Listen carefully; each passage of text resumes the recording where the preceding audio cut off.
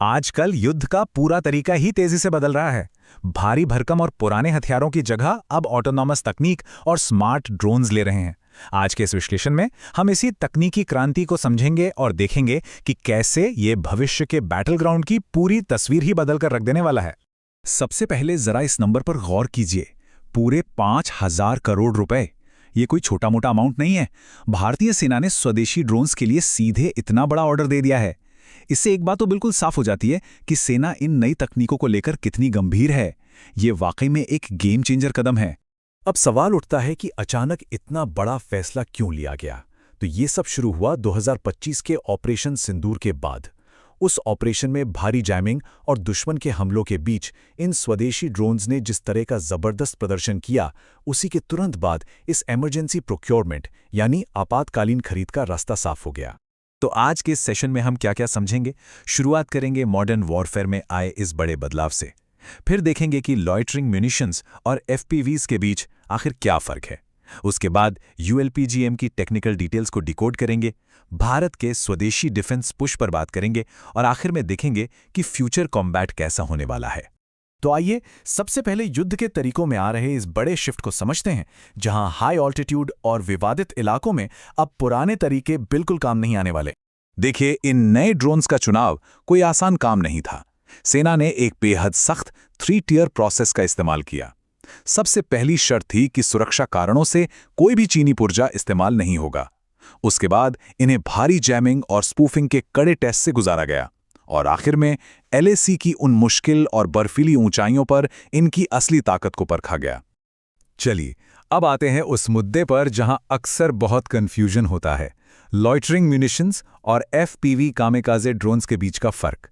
सुनने में भले ही दोनों ड्रोन्स लगें, लेकिन इनके बीच जमीन आसमान का अंतर है।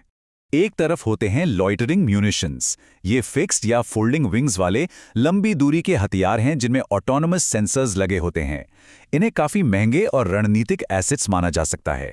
वहीं दूसरी तरफ हैं एफपीवी कामिकाजे ड्रोन्स। ये मल्टी रोटर होते हैं और इन्हें पायलट मैनुअली उड़ाते हैं। इनकी रेंज कम जरूर होती है, लेकिन ये बेहद सस्ते, सामरिक और फुर्तीले होते हैं। और इसी तकनीकी फर्क की वजह से बैटलफील्ड पर इनका काम भी बिल्कुल अलग होता है। लॉयटरिंग म्यूनिशंस का मेन टारगेट होता है दुश्मन के रडार सिस्टम्स और अति महत्वपूर्ण ठिकानों को बर्बाद करना, जबकि एफपीवी ड्रोन्स का फोकस होता है टैंकों का शिकार करना, शहरी इलाकों में जंग या फिर दुश्मन पर अचानक से एम्बुश अटैक करना। दोनों के अपने अपने फायदे हैं। अब बात करते हैं इस खास हार्डवेयर की जो इस पूरी मिलिट्री स्ट्रैटेजी की दिशा ही बदल रहा है, यूएलपीजीएम यानी UAV launched precision guided munition. अगर हम इसके एवोल्यूशन को देखें तो सच में हैरानी होती है। शुरुआत हुई थी V1 वेरिएंट से, जो करीब 5 किलो का एक फ्री फॉल वेपन था और रेंज सिर्फ 2 किलोमीटर थी। फिर आया V2 जिसमें रॉकेट मोटर लगे और रेंज 6 किलोमीटर तक पहुंच गई। और अब हमारे पास है V3 वेरिएंट। 12.5 किलो का ये वेपन 10 किलोमीटर तक मार कर सकता है। इसमें ड्यूल चैनल IIR है और सबसे बड़ी बात, इसमें पूरी तरह से ऑटोनोमस क्षमता है। लेकिन इस V3 की सबसे खतरनाक बात क्या है पता है? सिर्फ 10 सेंटीमीटर। ये इसका सर्कुलर एरर प्रोबेबल है। आसान भाषा में कहें तो ये अपने टारगेट पर इतनी सटीक चोट करता है कि गलती की गुंजाइश सिर्फ 10 सेंटीमीटर की रह जाती है। और सबसे कमाल की बात, अगर दुश्मन कम्युनिकेशन नेटवर्क को पूरी तरह जैम भी कर दे, तब भी ये खुद ब खुद अपना शिकार ढूंढकर उसे नेस्तनाबूद कर सकता है। इसी कड़ी में एक और जबरदस्त नाम आता है अडानी डिफेंस के अग्निका VTOL लॉयटरिंग म्यूनिशन का। करीब 6 किलो वजन, 45 मिनट तक हवा में रहने की क्षमता और 10 किलोमीटर की रेंज। लेकिन इसकी सबसे स्पेशल चीज है इसका reusable safe and arm mechanism. मतलब अगर किसी वजह से मिशन कैंसिल करना पड़े तो इसे सुरक्षित वापस बुलाकर दोबारा इस्तेमाल किया जा सकता है। ये सच में एक बहुत बड़ा एडवांटेज है। अब इन मशीनों से थोड़ा बाहर निकलकर एक बड़ी तस्वीर देखते हैं कि कैसे ये नई तकनीकें सिर्फ सेना की ताकत ही नहीं बढ़ा रही, बल्कि आत्मनिर्भर भारत के तहत हमारी घरेलू मैन्युफैक्चरिंग को भी एक नई उड़ान दे रही हैं। अगर हम इस 5,000 करोड़ के कॉन्ट्रैक्ट का डिस्ट्रीब्यूशन देखें तो एक बहुत ही दिलचस्प पैटर्न दिखता है।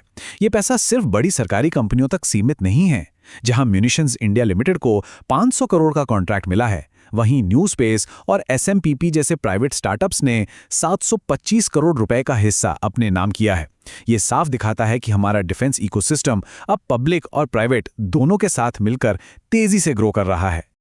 और खुशी की बात यह है कि ये ग्रोथ सिर्फ हमारी अपनी ज़रूरतों को पूरा करने के लिए नहीं है। डीआरडीओ के एक्सपोर्ट कैटलॉग को देखकर ये क्लियर हो जाता है कि हम अब विदेशी हथियारों पर निर्भर रहने वाले देश से आगे बढ़कर पूरी दुनिया के लिए एक ग्लोबल डिफेंस सप्लायर बनने की दिशा में मजबूती से कदम बढ़ा रहे हैं। ये वाकई एक बड़ा शिफ्ट है। तो अब आखिर में सवाल आता है कि फ्यूचर ऑफ कॉम्बैट यानी आने वाले वक्त के युद्ध किस दिशा में जा रहे हैं और इन सब का नतीजा क्या होने वाला है। सीधे शब्दों में कहें तो इस पूरे अभियान का एक दोहरा फायदा मिल रहा है। एक तरफ ये हमारे बॉर्डर क्षेत्रों में सेना को एक सॉलिड टैक्टिकल एज दे रहा है जो आज के समय में बेहद ज़रूरी है, और दूसरी तरफ यही कदम देश के अंदर डिफेंस मैन्युफैक्चरिंग में नए जॉब्स क्रिएट कर रहा है और टेक्नोलॉजिकल इनोवेशन को एक नई रफ्तार दे रहा है। तो इस विश्लेषण को खत्म करने से पहले एक बहुत ही गहरा सवाल छोड़कर जाते हैं। जरा सोचिए, जब इस तरह के सस्ते और भारी मात्रा में बनाए गए स्वदेशी ड्रोन्स एक साथ मिलकर स्वॉर्म की तरह आसमान में उतरेंगे तो दुनिया की सैन्य शक्ति का संतुलन किस हद तक बदल जाएगा। ये एक ऐसा सवाल है जो आगे चलकर पूरी जियोपॉलिटिक्स को तय करेगा। इसी विचार के साथ आज की चर्चा को यहीं विराम देते हैं।